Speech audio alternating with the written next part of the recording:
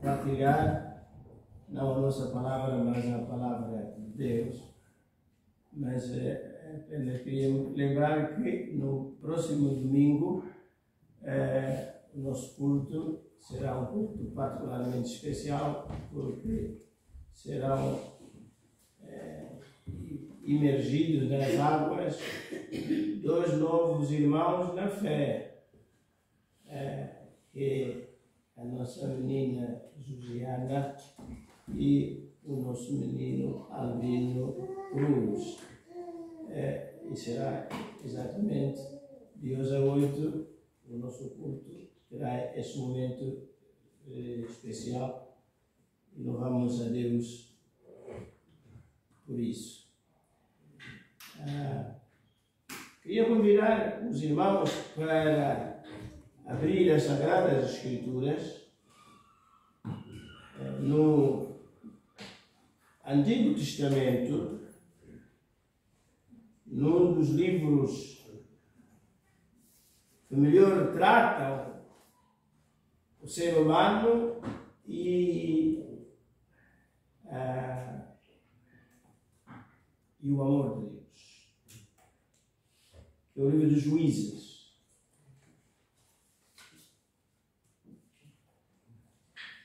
Livro de Juízes, e o capítulo 3,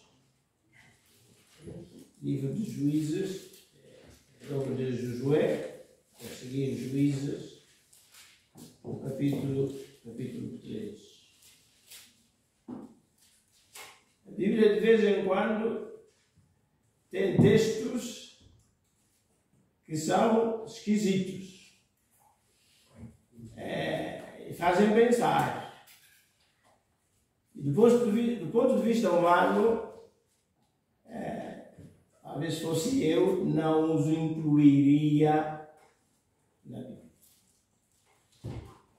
Porque a primeira impressão, a seguir a leitura de um desses textos, pensar assim: mas isto aqui estou a ocupar. Até nem devia estar, nem devia constar. Mas a verdade é que consta, e principalmente porque o seu conteúdo realmente incomoda um bocado. Juízes, a partir do verso 1, e diz: estas, pois, são as nações que o Senhor deixou ficar.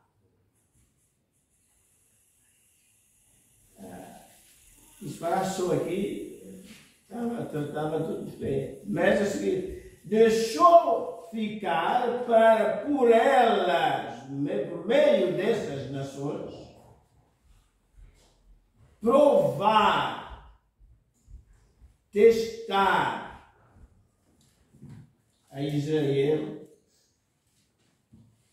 a todos os que não sabiam de todas as guerras de Canaã. Essas palavras são dirigidas a um público específico, concreto. Tão somente, diz verso 2, tão somente para que as gerações dos filhos de Israel soubessem, porque não sabiam, né? Soubessem, para lhes ensinar a guerra, né?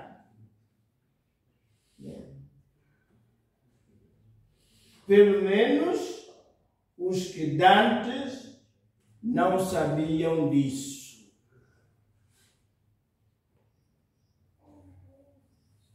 Eu acho que dá para pensar qualquer dessas palavras. Por que está aqui? Depois descreve o grupo destas nações que ficaram. Verso 3. 5 príncipes dos filisteus, e todos os cananeus, e sidônios, e heveus, que habitavam nos montes do Líbano. Meus irmãos, o Líbano ainda existe. Está mesmo logo assim, quem conhece tem o mapa de Israel ou da Palestina na cabeça, está mesmo a ver o Líbano acima e faz fronteira com Israel, digamos, é o santuário do movimento chamado Hezbollah. Montanhas do Líbano, desde o monte de Baal Hermon até a entrada de Amã. Estes, pois, são povos muito antigos. Estes, pois, ficaram para, por eles, provar a Israel, para saber se dariam ouvidos aos mandamentos do Senhor, que tinham ordenado aos seus pais pelo ministério de Moisés.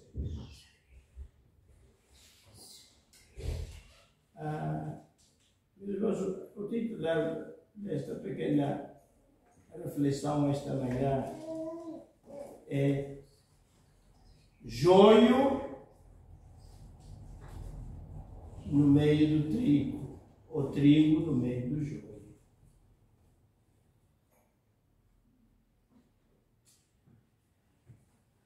Para ajudar os irmãos, porque tirar esta porção da palavra de Deus assim, trabalhando-a, seria contra todas as regras de hermenêutica, isto é, de interpretação do texto e da sua compreensão.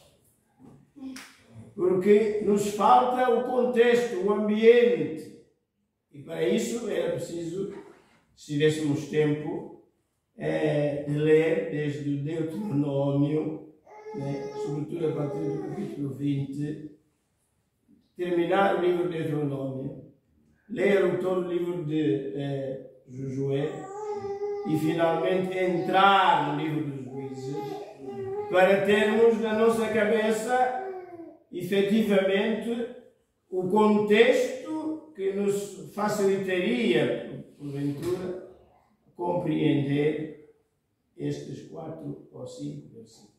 Portanto, fica como trabalho de casa para os que estiverem interessados. Meus irmãos, há alturas que Deus abandona o seu povo. Aqueles que dizem que são povo de Deus. Isso tanto é afirmado no Antigo Testamento como afirmado no Novo Testamento. E no Novo Testamento, o texto clássico em relação a esta posição de Deus, que não é constante, mas que de vez em quando está em Romanos capítulo 1, a partir do verso 17 até ao fim. Está repetido 2 vezes nesse capítulo de Romanos, dizer que e Deus os abandonou, ou Deus os entregou. Portanto, eu falo, acho a falar, portanto, e aqui no Antigo Testamento, então, muitas vezes. O autor do texto assume que Deus deixou ficar, pelo menos estes 5 povos, no meio do seu povo. Daqui que é o joio no meio do trigo. E meus irmãos, conhecem os textos da palavra de Deus e no Evangelho de Mateus, no capítulo 13, temos lá a famosa parábola do trigo e do joio.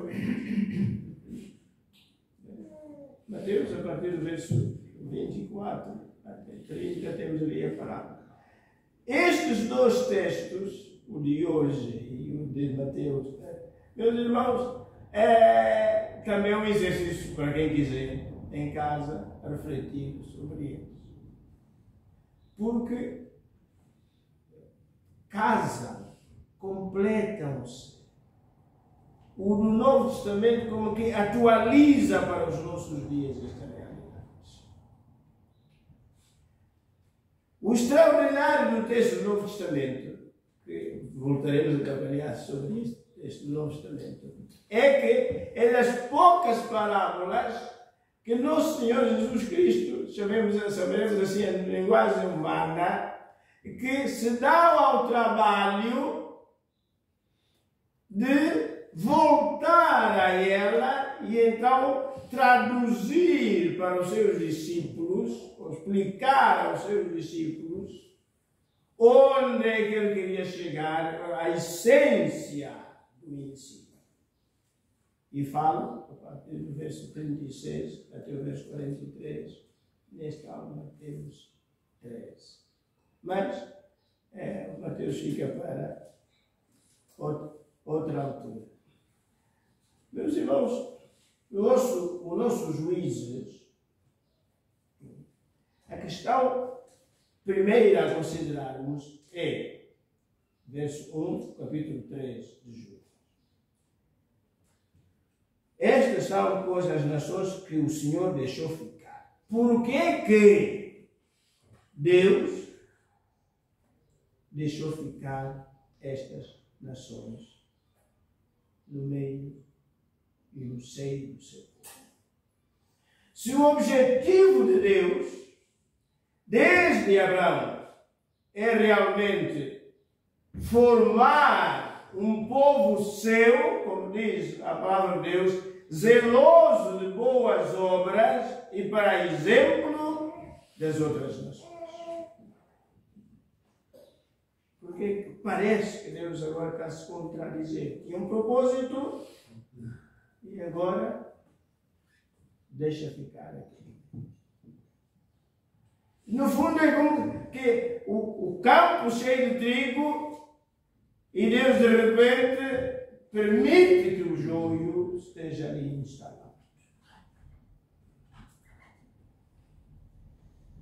E a resposta a esta questão, meus irmãos, está, como há bocado estava a dizer, desde o Deuteronômio 7, verso 2, Deuteronômio 12, verso 2, Deuteronômio 13, verso 16, Deuteronômio 20, verso 17. Os irmãos, digo isto porque, como a mensagem está a ser gravada, e os irmãos, quem quiser ouvi-la outra vez, poderá então, em casa, verificar estes textos todos que estamos a mencionar, para verem a razão por que Deus diz. É que em todos estes versos, Deus tinha dado uma ordem, uma orientação muito clara ao seu povo. Eu tiro-os do Egito, introduzo-os em Canaã, mas, por favor, não façam alianças com nenhum dos povos que vocês encontrarem nessas terras. Mas é das ordens, das orientações mais claras que há na Bíblia, desde o Antigo Testamento ao Novo Testamento. Só que, meus irmãos, a minha natureza, a sua natureza, a nossa natureza, tende sempre a voltar as costas para Deus. De arranjarmos uma outra versão que nos dá e que me dá muito mais jeito, que facilita os meus movimentos. No fundo, como David, né? Experimenta o fato de Saul, da guerra, diz, não, eu nem consigo mexer nisto, na partida, tira aqui, não quero nada disso. Isto, apesar de, meus irmãos, Josué, capítulo 24, vejam só. Josué, capítulo 24, é o famoso capítulo onde está eu e minha casa serviremos ao Senhor. Josué 24.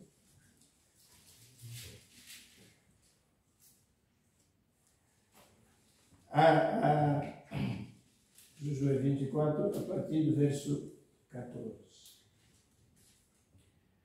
Agora, pois, temei ao Senhor, serviu com sinceridade e com verdade, e deitai fora os deuses aos quais serviram os nossos pais além do rio e no Egito, e serviam ao Senhor. Porém, se vos parece mal aos vossos olhos servir ao Senhor, escolhei hoje a quem sirvais, se os deuses a quem serviram os vossos pais, que estavam além do rio, ou os deuses dos amorreus, em cuja terra habitais, porém, eu e a minha casa serviremos ao Senhor. Mas, meus irmãos, quando Josué faz esta afirmação clara, perentória, o povo reage. E então faz aqui a renovação do pacto. Meus irmãos, nós, tradicionalmente, as igrejas, as nossas igrejas, no fim do ano, na reunião do culto do fim do ano de ação de graças, costuma-se ler o pacto das igrejas batistas. Como que é uma oportunidade de renovar os nossos votos. Nós somos os primeiros. Nós somos os primeiros. Temos aqui no texto, realmente, aqui uma renovação do pacto. Diz o verso 16: Então respondeu o povo e disse: Nunca nos acontece que deixemos ao Senhor para servirmos a outros deuses, porque o Senhor é o nosso Deus. E por aí adiante, meus irmãos, o tempo é muito curto, né? Então, a partir do verso 21, então disse o povo a Josué: Não, antes ao Senhor serviremos. E Josué disse ao povo: Sois testemunhas contra vós mesmos de que vós escolhestes ao Senhor para servir, e disseram: Somos testemunhas. Né? Deitai, pois, agora fora os deuses estranhos que há no meio de vós, inclinai o vosso coração ao Senhor vosso Deus. E disse o povo a Josué: Serviremos ao Senhor. Né? Serviremos ao Senhor nosso Deus e obedeceremos a sua voz. E então, verso 25 diz: Então fez Josué concertos, aliança, pacto, naquele dia com o povo e os pôs por estatuto e direito em Siquém. E Josué, verso 26, escreveu estas palavras no livro da lei de Deus e tomou uma grande pedra e erigiu ali debaixo do carvalho que estava junto ao santuário do Senhor. E disse Josué ao povo: Esta pedra nos será por testemunho, pois ela ouviu todas as palavras que o Senhor nos tem dito, e também será testemunho contra vós, para que não mintais ao vosso Deus. Né? O verso 29, meus irmãos. E depois destas coisas, sucedeu que Josué, filho de Nun, o servo do Senhor, faleceu, sendo da idade de 110 anos. Josué deixa o povo nesta situação, depois do povo reafirmar a sua aliança com Deus. Mas, pois, sabemos o que aconteceu no livro dos Juízes, logo a seguir, que surgiu um povo que nem sabia nada de Deus, nem tinha conhecimento de Deus, e por aí adiante. Em Juízes, capítulo 1, meus irmãos, há uma palavra que aparece no verso 1, diz, porém, verso 21, Juízes 1, verso 21. Porém, o verso 27, nem Manassés, para meus irmãos, né? No verso 28, porém não os expeliu de todo. O verso 29, tão pouco expeliu. Verso 30, tão pouco, tanto, isto é, tão pouco expulsou, pôs de lado. 31, tampouco a ser tanto tribo a tribo, isto é, casa a casa, igreja a igreja, convenção a convenção, né? Assembleia a assembleia. Portanto, não houve coragem de tomar as decisões que deviam ser tomadas, de separar claramente o trigo do joio.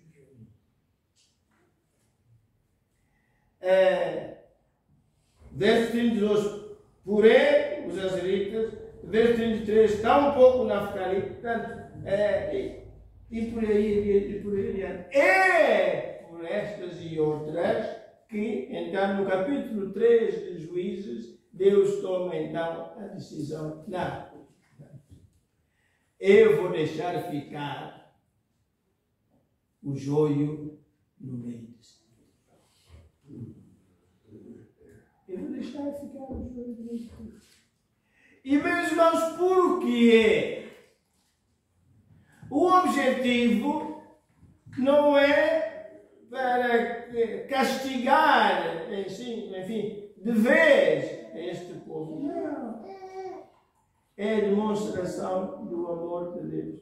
Porque há uma geração, como diz aqui o texto, que não conhecia a guerra. O que é isto de conhecer a guerra?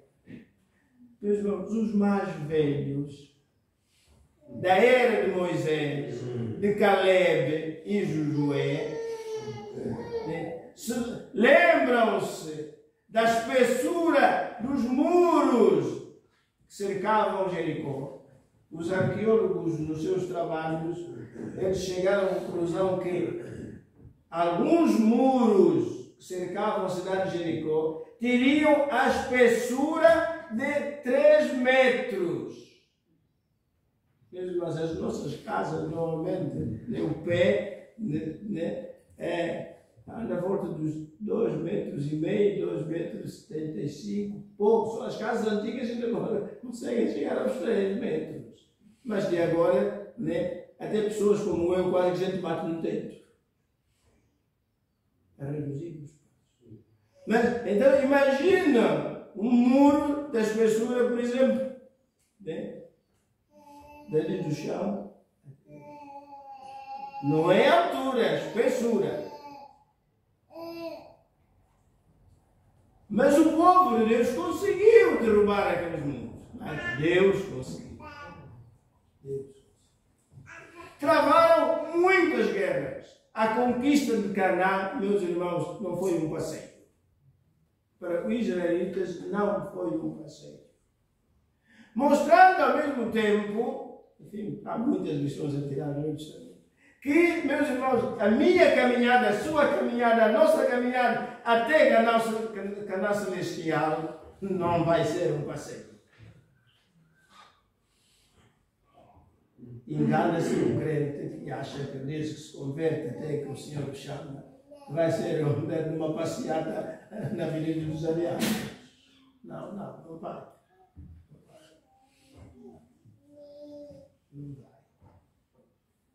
Se fosse uma passeata, Jesus Cristo nunca teria dito que no mundo tereis aflições. Não é passeata. Não é como os orgulhos que andam por aí, passeata é orgulho disto, orgulho daquilo, não. O cristão não tem esse privilégio. Nós estamos aqui para passear. Estamos aqui para lutar, o combate do Senhor. Se queremos lá chegar.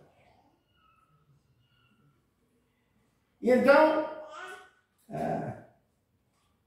e todos os que não sabiam de todas as guerras, porque, meus irmãos, há uns anos atrás, numa das igrejas por onde nós passávamos, estava lá uma irmã de Chile, era médica, tinha a sua família constituída, isso, Quando começaram a surgir problemas naquela igreja,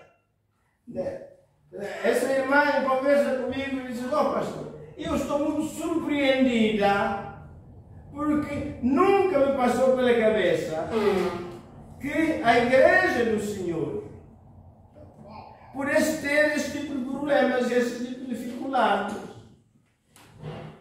E eu, meus irmãos, como sempre fui de riso fácil, dei uma gargalhada. E acho, está-se a rir assim, minha amiga, eu estou surpreendido, né? A irmã está surpreendida com os problemas e com as dificuldades. Eu estou surpreendido por a irmã não saber disso. Não saber disso. E então, Deus não queria que os descendentes destes homens e destas mulheres, os seus filhos, os seus netos e por aí adiante, vivessem na ilusão de que entrando em Canaã tinham entrado no paraíso. Não. Precisavam realmente de ter dificuldades, obstáculos e preparar-se para os enfrentar. Uma das coisas que eu gosto, meus irmãos, nos corpos dos bombeiros e também nos militares, é que eles de vez em quando fazem simulações. E nós cristãos devíamos fazer simulações, sobretudo nas nossas casas, para instruir os nossos filhos, os nossos netos, de que realmente... Por que os bombeiros fazem simulações? Porque sabem que se não for hoje ou amanhã ou qualquer dia vai haver incêndios. Vão ter que esticar aquela escada, né, para chegar você até que andar. Mas nós os cristãos não. Vivemos adormecidos, como se o céu tivesse descido à terra. Há uma música muito famosa que era cantada nas campanhas de evangelização do nosso irmão Billy Graham. Heaven down, isto é, o céu desce à terra. Mas o céu não desce à terra. O Senhor Jesus é que veio à terra. O céu desce à terra. De vez em quando este mundo for assim, escusado, o céu não vem deixar à terra. Então, simulações, abrir o olho, o jogo, com os mais novos, com os mais, portanto, os filhos, os netos, pois olha que a igreja é composta de homens e mulheres pecadores. E realmente faz sentido. Alguém, não sei quem foi, que dizia que a igreja era como a arca de Noé, que cabe lá, né, todo tipo de gente. Isso não só se manter lá dentro, porque cá fora ainda é pior. Né? Sim, mas Deus quer que do povo que está agora, portanto, estes mais novos, precisam de aprender a guerrear. Mas não é com as armas deste mundo. Não é com as armas deste mundo. A grande diferença está aqui. E, meus irmãos, o tempo escoa. Vamos a um texto que todos nós conhecemos em Efésios, capítulo 6. O nosso problema, meus irmãos, a começar é nós pensarmos, porque a Bíblia fala em guerra espiritual, há muitos livros escritos sobre a guerra espiritual, sobretudo nos últimos anos, que não confunde em termos de meios, recursos para fazer essa guerra.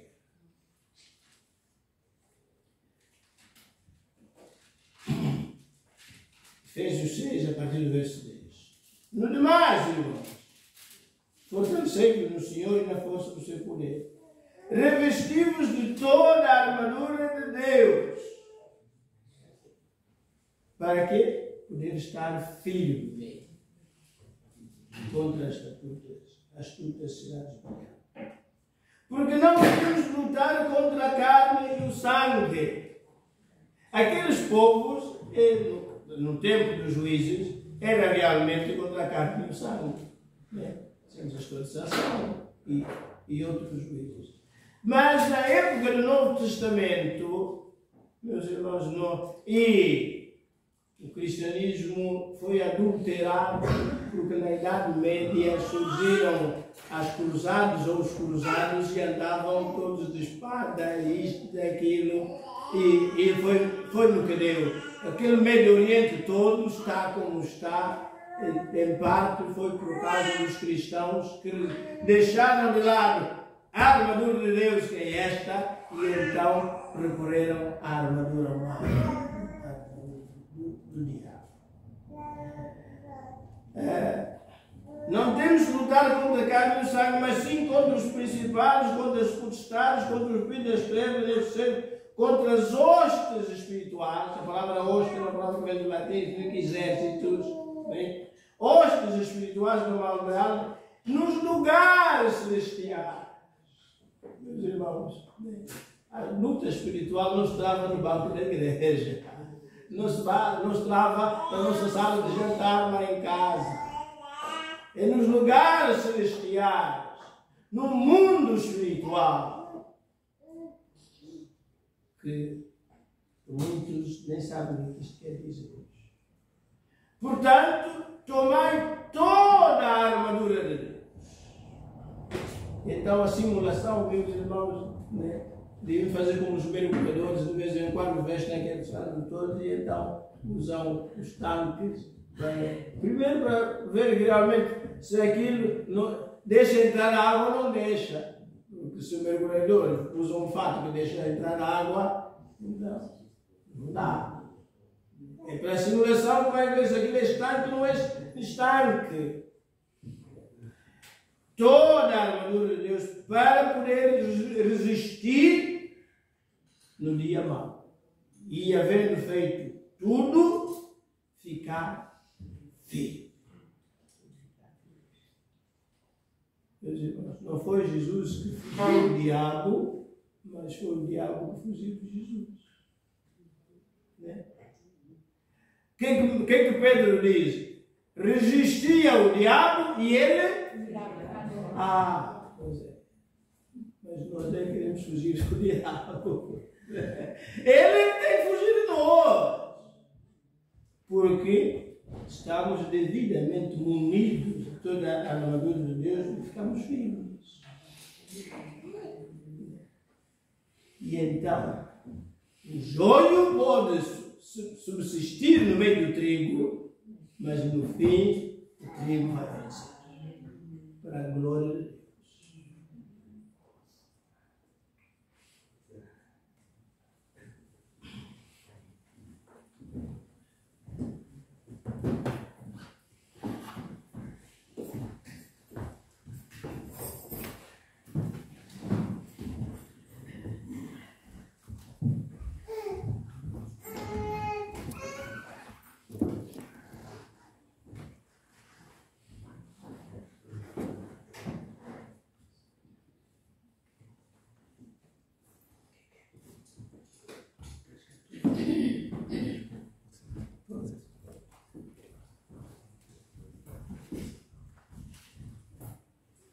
Vamos terminar o nosso culto de hoje cantando o hino número 300 do cantor cristão